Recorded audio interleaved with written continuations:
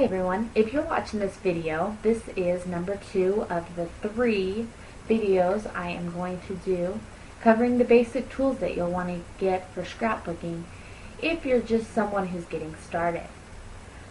If that is you, if you've watched the first one and you're moving on to the second one, that means you have caught the scrapbooking bug and you're ready to go on to the next step. Woohoo! I'm so excited.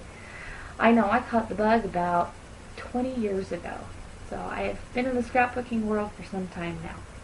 So I am happy that you are going to join us, and hopefully you can come up with some more great ideas to contribute to the scrapbooking world.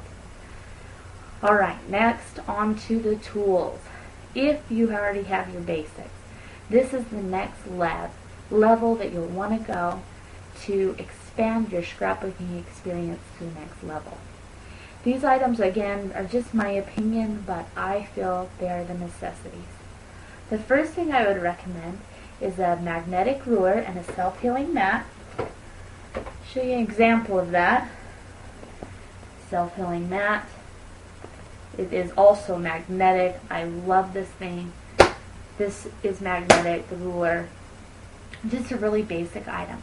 Good thing about this is if you're using your punches or your grommet tools, razor blades, anything like that, your surface is going to be protected.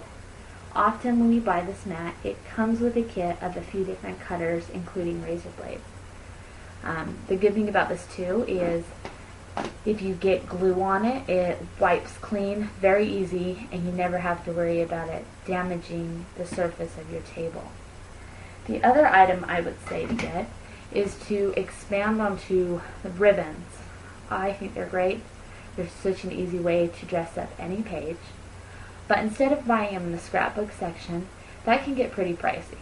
So personally, I prefer just to buy it in the fabric section. A lot of times you can find them in little tiny baggies. It'll be a bunch of different ribbons and lace in one baggie, and it's just the scraps left over from when they've cut fabric for people making clothing or quilts.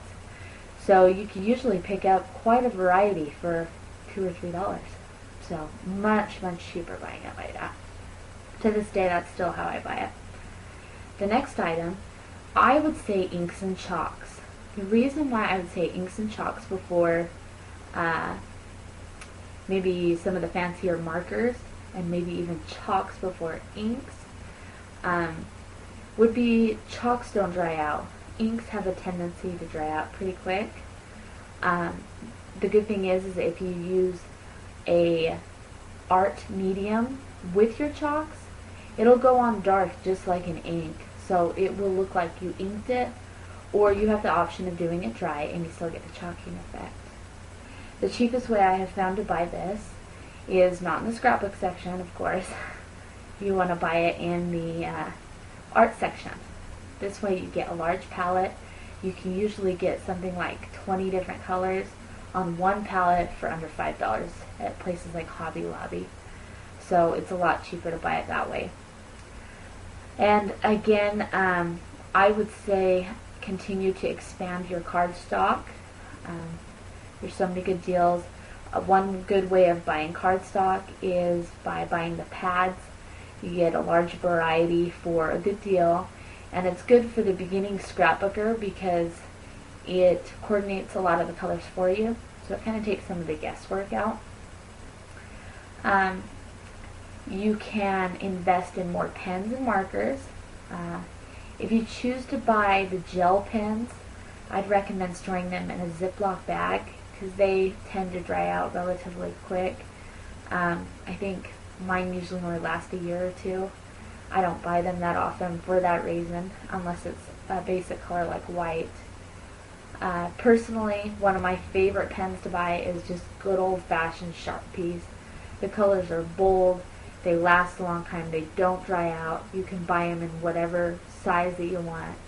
I think it's good to get a medium tip and a thin tip, and you can pretty much get any color you can imagine nowadays in the Sharpies. And now you can get really fun by starting to look more into your embellishments. here the possibilities are endless. You can start, if you'd like, with just buying buttons and flowers and stickers, or really anything else that catches your eye that might look good on a page. I hope this gives you some great ideas, and if you have any questions or comments, please send them my way and I'd be happy to answer them. Thank you so much. Have a great night.